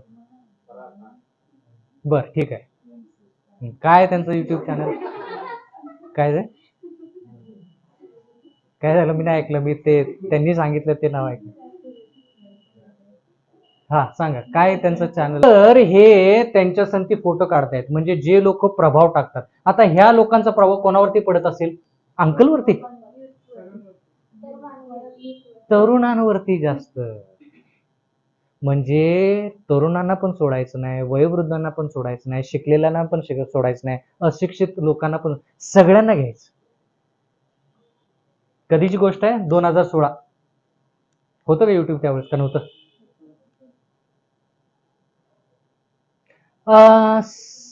थांबा थांबा. सॅन पेनियर हे कोण आहेत फक्त सांगा. हे कोण आहेत फक्त सांगा.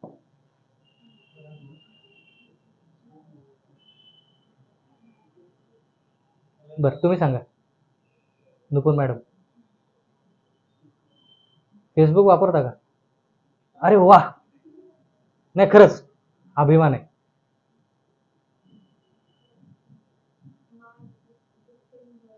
मार्क झकरबर्ग नाही आहे वापरत.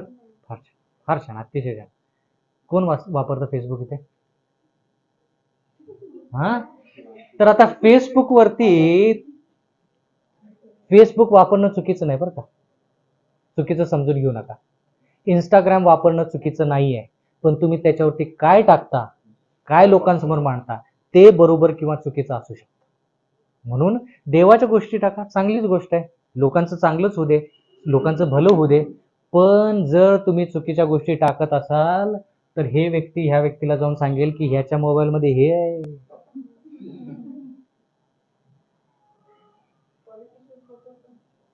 काय सगळं सगळं सगळं सगळं सगळं सगळं A to Z. तुम्ही एखादी गोष्ट बघितली की पुढच्या वेळेस तुम्ही मोबाईल उघडला की तुम्हाला त्याच्याविषयीच दुसरी गोष्ट दिसते. कसं ते?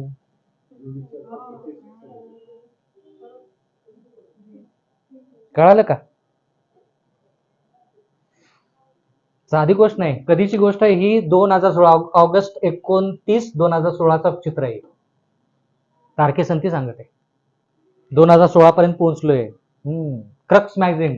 Don't listen to the prophets of doom, Pope Francis insist. म्हणजे जे संदेष्टे आहेत ते संदेष्ट्यांकडे लक्ष देऊ नका असं पोप म्हणतात. आता कोणता संदेश आहे आपला?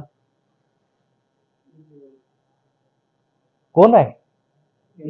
हा, काय म्हणतो Pope? Don't listen to the prophets of doom. म्हणजे शेवटच्या काळामध्ये ते लोक तुम्हाला सांगतील जगाचा शेवट आलेला आहे, तुम्ही पश्चाताप करा, प्रायश्चित करा, न्याय निवाडा सुरू आहे, त्यांच्याकडे लक्ष देऊ नका. कोण म्हणतं? Pope Francis. कधीची तारीख आहे? जानेवारी 13 2017. Sorry, November 14 2016. क्रक्स. फॉर्च्यून ऐकलं का? कंपन्या त्या मोठमोठ्या. Forging a new social compact. सगळे सगळे सगळे आले त्याच्यात.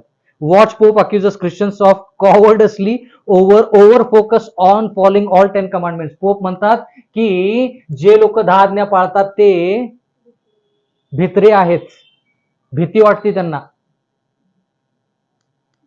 कॅथलिक चर्च, फेब्रुवारी 1 2017ची गोष्ट आहे. 4:35 ला ही बातमी आलेली. म्हणजे तुम्ही जर 10 आज्ञा पाळल्या तर तुम्ही कसे आहात? भित्रट स्वभावाचे आहात. असं आहे का हो?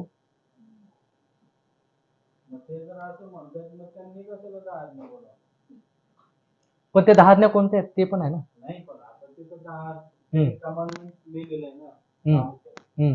त्यांनी पण बनवलेले आज्ञा आहेत ना. अगदी बनवलेले आहेत त्यांनी, पण त्यांचं म्हणणं काय की 10 आज्ञा जरी नाही पाळल्या तरी चालतं. इथं काय लिहिले? Over focus. ओव्हर फोकस म्हणजे जास्त लक्ष देऊ नका असं त्यांचं म्हणणं.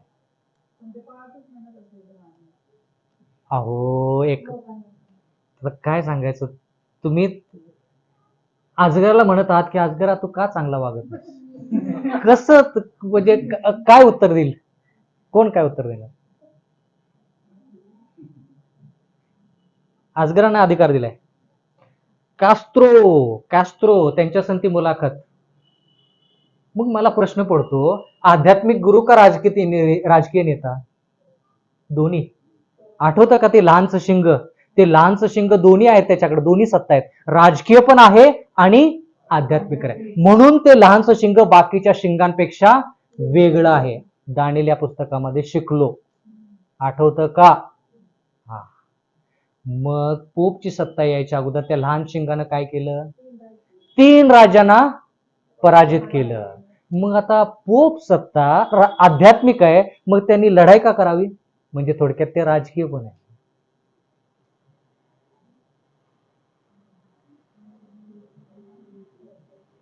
कळालं का? सिस्टर प्रीती सांगा, कोण आहे ते? हा, एलिझाबेथ राणी, बरोबर आहे का? ठीक आहे. आहेत का हयात? बरं. कोण आहे ते? अंकल आता तरी सांगा, हे कोण आहेत?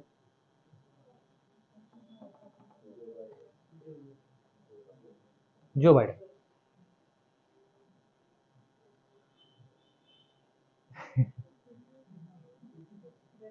कळालं का? रशिया. बरोबर, चांगलं उत्तर आहे. पुतीन कोणत्या राष्ट्राचे अधिकारी आहेत? राष्ट्राध्यक्ष आहेत? राष्ट्राध्यक्ष की पंतप्रधान का राष्ट्राध्यक्ष? राष्ट्राध्यक्ष. ठीक आहे, रशियाचे.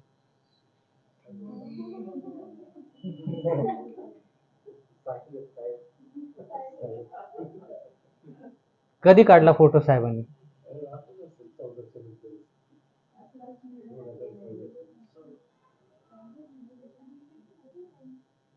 कधी काढला? हा बरोबर आहे. हा, कधी काढलाय फोटो? G7 समिट कधी झालं ते सांगा.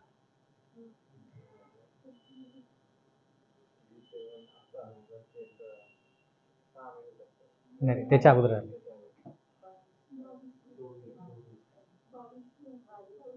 22 वर्ष सांगताय का? 22च्या नंतर, बरोबर आहे. हा, कधी? 24 जून महिन्यातला फोटो आहे. जून 14, 2024 चा फोटो आहे. मला तेच प्रश्न पडला होता. मी वारंवार हे म्हणतो ना तुम्हाला, की भारतामध्ये रविवारचा नियम लागू कसा होईल? आपलाच माणूस पूर्ण जगभर हिंडायला लागला. का नाही रविवारचा नियम?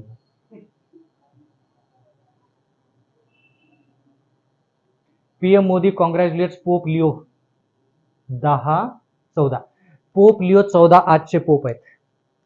कधीची गोष्ट आहे? 9 मे 2025. 1 वर्षापूर्वीची गोष्ट सांगतोय मी तुम्हाला. पोपनी काय केलं? हे जे पोप आहेत त्यांना काय केलं? प्रशंसा केली. सॉरी, त्यांना कॉंग्रॅच्युलेशन म्हणजे अभिनंदन केलं. त्यांचं अभिनंदन केलं. कशासाठी? खूप काही गोष्टीसाठी, पण विशेष करून शांती आणि एकता. कॅथलिक कनेक्ट हे त्यांचं मॅगझिन आहे. त्यांचं म्हणजे जवळपास त्यांच्यासाठी वापरलं जातं ते चित्र आहे त्या ठिकाणी. कोण आहे त्या ठिकाणी?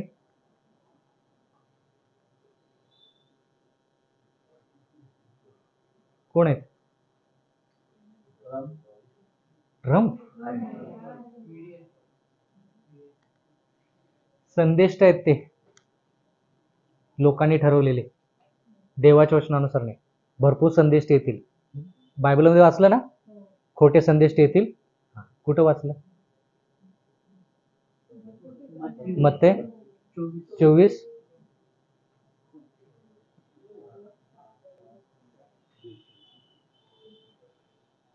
वचन वाचा.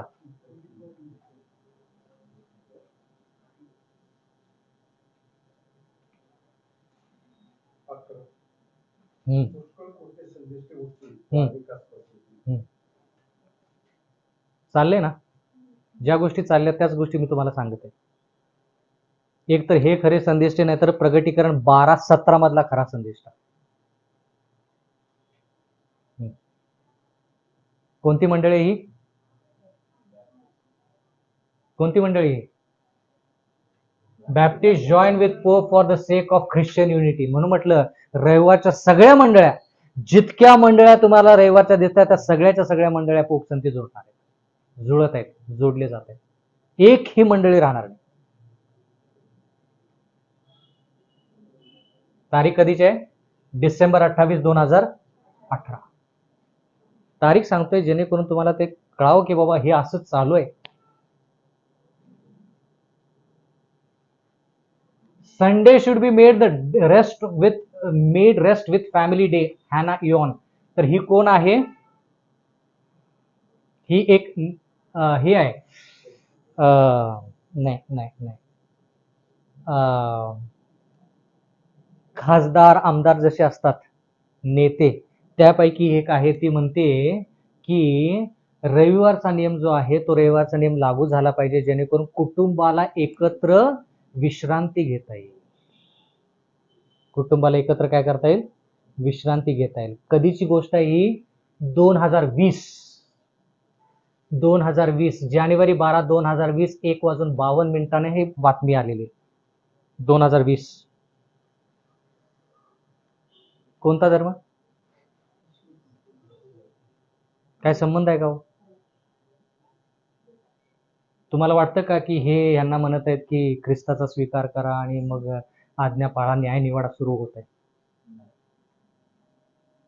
सगळ्यांना एकत्र करायचं, एकालाही सोडलं जाणार नाही. तिथं काय लिहिले ते वचन शेवटचं तुम्ही वाचलं, निरनिराळ्या भाषा बोलणारे जगामध्ये जितके लोक आहेत त्या सगळ्यांनी नमन केलं पाहिजे, नाही तर मृत्यूदंड. 27 युरोपीय संघ जे आहेत ते 27 राष्ट्र जे आहेत त्या सगळ्या नेत्यांसाठी बोलण्याची संधी तुम्हाला आणि मला नाही मिळणार कधी आयुष्यात. त्यांना संधी मिळते पूर्ण जगाला बोलण्याची. संयुक्त राष्ट्र म्हणजे युएनओ, संयुक्त राष्ट्र संघटना, त्यांच्या समोर ते बोलतात. जे ख्रिस्ती आहेत, जुन्या ख्रिस्ती, त्यांच्या संगती पण ते काय करतात? आपण सगळे एकत्र येऊ, सगळे एकत्र येऊ, सगळे. काय? 2 शब्द, सामान्य हित. प्रोटेस्टंट म्हणतो ना आपण, प्रोटेस्टंट रोमन कॅथलिक मंडळीतून बाहेर आले, आम्ही रोमन कॅथलिक नाही बाहेर आलेत. ते प्रोटेस्टंट लोक आता सगळे एक झालेले. ही परिस्थिती. एक मंडळी वगळता, 7 डे ॲडव्हेंटिस्ट मंडळी वगळता सगळ्या मंडळी एकत्र होणार आहेत आणि रविवारचा नियम लागू करणार आहेत. म्हणून देवाच्या वचनामध्ये प्रगटीकरण 12 आपण शिकलो, सखोल अभ्यास केला की एकच मंडळी खरी आणि ती म्हणजे 7 डे ॲडव्हेंटिस्ट मंडळी. नाही, पण ते मी काय म्हणतोय, मंडळी एकत्र एकजूट होणे. ते फोटो तुम्ही ॲनिमेटेड पण असू शकतो, खूप काही गोष्टी होऊ शकतात, पण हे तुम्हाला तारखेसंती दिले. आता ह्याची तारीख काय? ऑक्टोबर 13 एवढंच लिहिले. पोप अर्जस, लुथर चर्च कोणी सुरू केलं? लुथर चर्च कोणी सुरू केलं? Martin Luther. ते पण एकत्र होत आहेत. Pope urges Lutherans to set aside doctrine to work together. ते म्हणतात की तुमचे जे तत्व आहेत ते बाजूला ठेवा, आपण एकत्र काम करू. बॅप्टिस्ट संती पण तेच, बाकीचे रविवारच्या मंडळाच्या संती पण तेच. इस्लाम,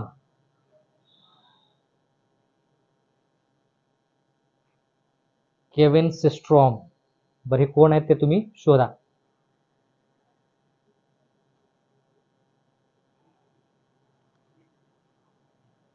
व्हॅटिकन मध्ये पोपने एक हॉल बांधलाय. हॉल म्हणजे हॉल शब्द कळाला, समारोह ठिकाण, सभागृह. थँक्यू, सभागृह.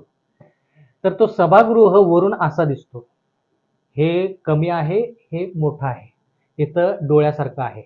तर हे चित्र किंवा हे रचना जी आहे ती त्यांना इथून मिळाली. सापाचं तोंड जसं आहे त्या सापाच्या तोंडासारखं याची रचना आहे. डोळे, इथं निमुळतं तोंड, इथं निमुळतं तोंड. हे वर, इथं पण वर डोकं, इथं शेवटचा भाग, हा शेवटचा भाग. सापाचं तोंड उघडल्यानंतर तुम्हाला काय दिसतं? दात. किती दात दिसतात? असे सगळे.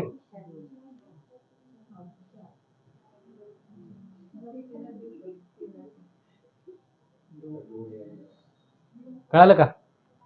डोळे, तोंड, 2 दात. उगच प्रगटीकरणाच्या पुस्तकामध्ये अजगर शब्द वापरलेला नाही, जुनाट साप शब्द उगच वापरलेला नाही. म्हणून मला देवाच्या वचनावरती पूर्ण विश्वास आहे. तंतोतंत जरा देखील इकडे तिकडे नाही. पोप इथं बसतो आणि हे मोठं चित्र लहान करतो. हे मोठं चित्र इथं लहान आहे. हे इथं पोप बसतो. पोपची सत्ता. स्तोत्र संहिता 89:34. स्तोत्र संहिता 89:34.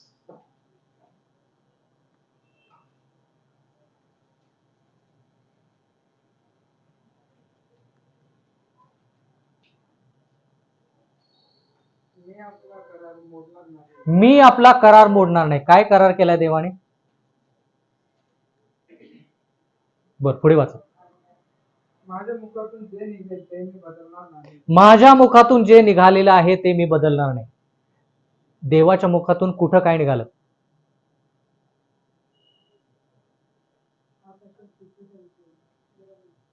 नाही, इथं लिहिलंय की मी माझा करार बदलणार नाही. माझ्या मुखातून ज्या गोष्टी निघालेल्या आहेत त्या मी बदलणार आहे. कोणत्या गोष्टी देवाच्या मुखातून निघालेल्या आहेत? 10 आज्ञा कुठं निघाल्या? मुखातून नाही निघाल्या. नाही निघाल्या देवाच्या मुखातून. निर्गम 20 पहिलं वचन वाचा. निर्गम 20 पहिलं वचन वाचा. आणि देव हे सर्व शब्द बोलला. सगळ्यांना मिळालं का निर्गम 20:1? हा, वाचा परत. आणि देव हे सर्व शब्द बोलला. बोलला. तेच लिहिले नाही. देव म्हणतो की ज्या गोष्टी मी बोललेल्या आहेत, जो मी करार केलेला आहे, तो करार मी बदलणार नाही. म्हणजे 10 आज्ञा बदलण्याचा प्रश्न येतच नाही. पण प्रश्न फक्त इथं हा आहे की आपल्याला देवाचा जो करार आहे तो स्वीकारायचा आहे किंवा नाही. जर तुम्हाला आणि मला सार्वकालिक जीवन पाहिजे तर देवाने जो कराराचा कोश, शब्द आठवतो का? कराराचा कोश म्हणजे त्या कोशामध्ये काय आहे? करार आहे. म्हणजे 10 आज्ञा आहेत, त्याला म्हणायचं करार. तर ह्या 10 आज्ञा इथं आहेत, तर त्या 10 आज्ञा इथं आल्या पाहिजेत. बरोबर ना? देव तसं करतो का? करू शकेल का की ह्या आज्ञा इथून आपल्या अंतःकरणामध्ये आणू शकेल का? कोणतं वचन तुम्ही सांगाल त्यासाठी? यिर्मया 33, यिर्मया 31. बरं, यिर्मया 33 पुढं. हा, त्या आज्ञा माझ्या हृदयपटावरती लिहिल आणि तो लिहिणार आहे किंवा लिहू शकतो. हा करार तो माझ्यासाठी करत आहे. बर, यिर्मया 33 वचन पूर्ण सांगा मगच उघडूया आपण. 33 हा, 31 मध्ये 33. हा, 31 मध्ये 33. हा, वाचा. एक मिनिट. सगळ्यांना मिळालं का? यिर्मयाचं पुस्तक 31वा अध्याय आणि 33व वचन. परंतु जो वाचा उन दिनों के बाद इस्राएल के घराने से बांधूंगा हाँ वह यह दे मैं अपनी व्यवस्था हाँ उनके मन में समाऊंगा. हा, बर. म्हणजे मी माझी व्यवस्था आणि नियमांमध्ये बदल घडून रोमन कॅथलिक आणते, पण देव म्हणतं की मी व्यवस्था बदलणार नाही. तर तीच व्यवस्था अंतःकरणामध्ये हृदयपटावरती लिहिल. तुम्ही हृदयपट हा शब्द वापरला, कुठे लिहिले? वाचा ते. तिथंच आहे का? हृदयपटावरती लिहिल. हा, बर. मराठीमध्ये वाचा. तर परमेश्वर म्हणतो हा. त्या दिवसानंतर इस्रायलाच्या घराण्याबरोबर हा, जो करार मी करीन, जो करार मी करीन. स्तोत्र संहितामध्ये लिहिले जो करार मी करेन तो करार मी बदलणार नाही. बर, आणखी कुठे लिहिले? हा, बर. इब्री करारपत्रामध्ये सांगा कुठे लिहिले? ते म्हणतायत इब्री करारपत्रामध्ये लिहिले. बरोबर आहे उत्तर, पण कुठे आहे सांगा? फक्त जुना करार बघून चालणार नाही. नवीन लोक म्हणतील ते जुन्या करारातल्या लोकांसाठी होतं, आपण नवीन करारामधले लोक आहोत, आपल्यासाठी देव करार करेल का? बघूया करतोय का नाही.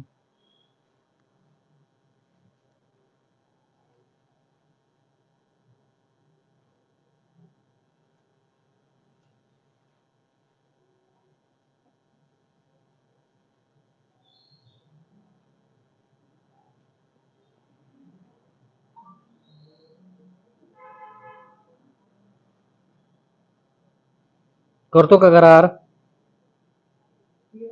8:10 नाही, एब्रिकरास पत्राकडे पहिले जाऊया. एब्री करा. हा, एब्रिकरास पत्र 8वा अध्याय 10 10. हा, वाचा.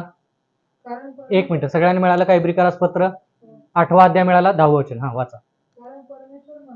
कारण परमेश्वर म्हणतो त्या दिवसानंतर म्हणजे कधी? बरं, वाचा पुढे, येऊया त्याच्याकडं.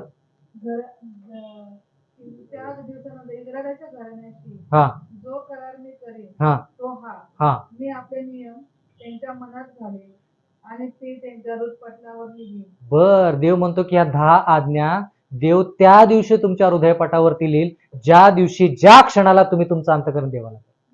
त्या क्षणाला. आणि तो करार आहे. करार आहे म्हणजे काय माहितीये का? करार म्हणजे तो करार कोणी फाडू शकत नाही, तुम्ही नाही तोही नाही.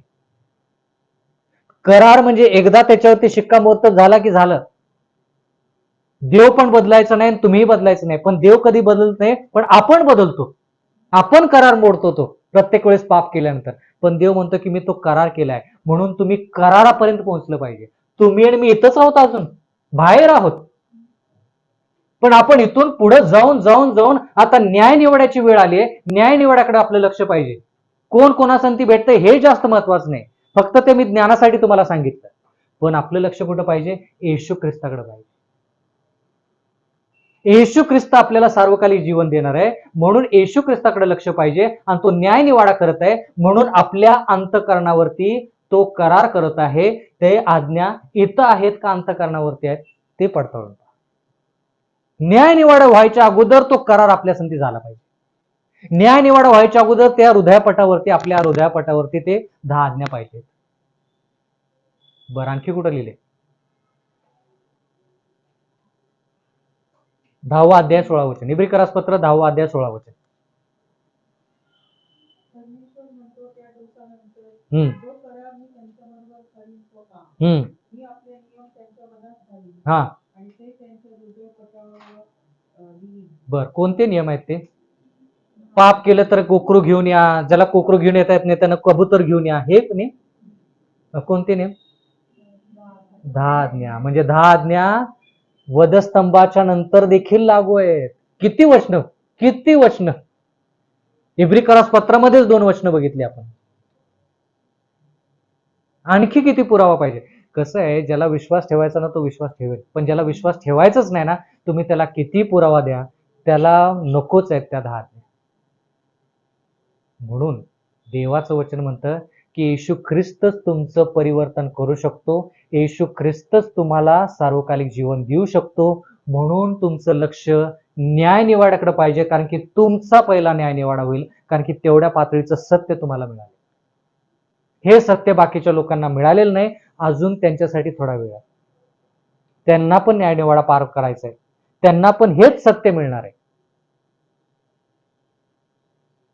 पण प्रश्न हा आहे आज की देवासंती आज करार करायचा आहे का तुम्हाला आणि मला? 2 दिशा आहेत. एका बाजूला पवित्र शास्त्र आहे, येशू ख्रिस्त आहे, परमेश्वराच्या आज्ञा आहेत, परमेश्वराचे निर्देश आहेत, परमेश्वराचा मार्ग आहे. एका बाजूला हे, दुसऱ्या बाजूला परंपरा. ह्या मंडळीनं ती परंपरा केली, त्या मंडळीनं परंपरा साधली, त्या परंपरेप्रमाणेच जायचं. आम्हाला वचनानुसार जायचं नाही. परंपरा, धार्मिक नेते त्यांच्यानुसार जायचं का येशू ख्रिस्ताप्रमाणे जायचं? दुसरा मार्ग काय? मनुष्यानं केलेले न्याय निवाडे, नियम आणि सिद्धांत त्यांच्याप्रमाणे जायचं का परमेश्वराची व्यवस्था? दुसऱ्या बाजूला मनुष्यानं दिलेलं शिक्षण का परमेश्वरानं दिलेलं शिक्षण? आणि शेवटी मनुष्यानं दाखवलेला मार्ग का येशू ख्रिस्त म्हणतो मार्ग, सत्य व जीवन मीच आहे. आज किती लोक निर्णय घेणार आहेत? काय निर्णय घेणार आहेत? पवित्र लोक जे आहेत त्यांचा धीर कशामध्ये आहे? प्रगटीकरणाचा 14वा अध्याय 12 वचन. या सगळ्या गोष्टी होत असताना देवाचे लोक असतील जे पवित्र राहतील. पवित्र म्हणजे काय? ते पाप नाही करणार, पाप सोडून देतील. प्रगटीकरण 14:12 माफ करा, 14:12. देवाच्या आज्ञा पाळणारे हा, व येशूवरील विश्वासाला जरूर राहणारे हम्म. पवित्र जन यांचे धीर धरण्याचे आग्रह यातच आहे. म्हणजे एवढा त्रास संकट जरी झाला तर त्या त्रास संकटामध्ये धीरानं परमेश्वराला न सोडता ते येशू ख्रिस्ताला धरून राहतील आणि पवित्र आयुष्य जगतील, त्यांच्याविषयी प्रकटीकरण 14 मध्ये. उत्पत्तीमध्ये पण 10 आज्ञा आहेत, प्रकटीकरणामध्ये पण 10 आज्ञा आहेत, निर्गम मध्ये पण 10 आज्ञा आहेत, इब्री पत्रामध्ये पण 10 आज्ञा आहेत. मग 10 आज्ञा नाहीत, 10 आज्ञा नाहीत, 10 आज्ञा नाहीत, कुणी शिकवलं, कुणी सांगितलं? वचनातून बोलायचं. कधी बोलताना वचनातून बोलायचं. जिथं वचन नाही तिथं वेळ घालू नका, तिथं कष्ट करू नका, कष्ट खर्च करू नका. बाबा तुला पाहिजे ना सत्य शिकायचंय, वचनातून बोल. माझी मंडळी बाजूला ठेव, तुझी मंडळी बाजूला ठेव, बायबल काय सांगतं तेवढं बोल.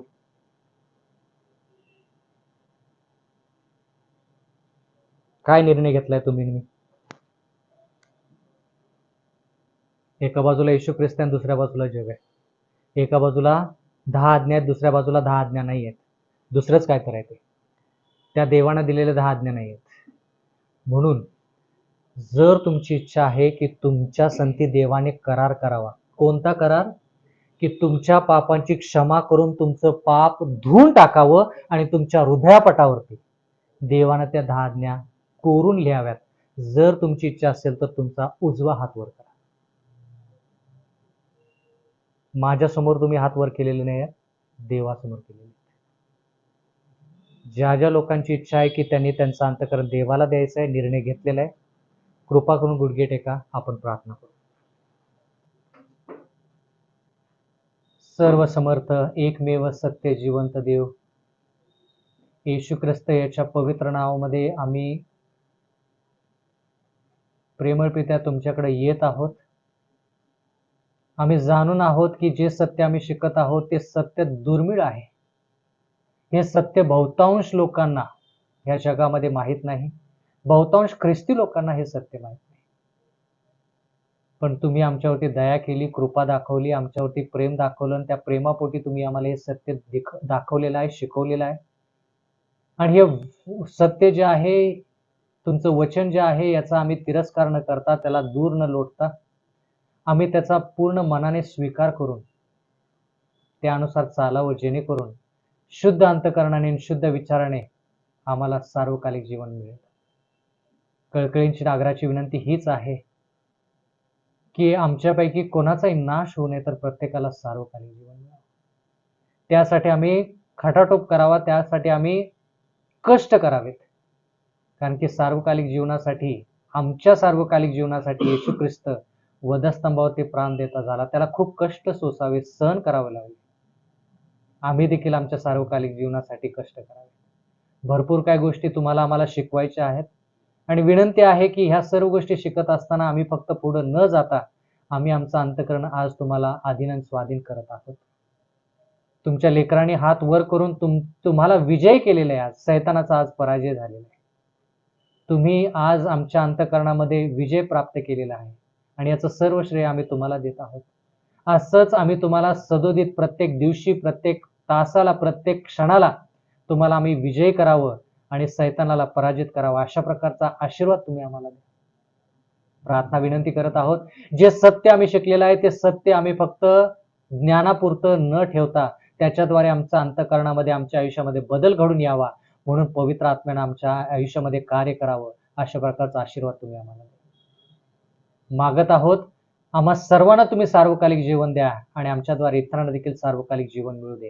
कारण की नम्र प्रार्थना धन्य तारणारा जिवंत देव येशू ख्रिस्त याच्या प्रेम गोड नावात मागतो, म्हणून तुम्ही ऐका. आमेन.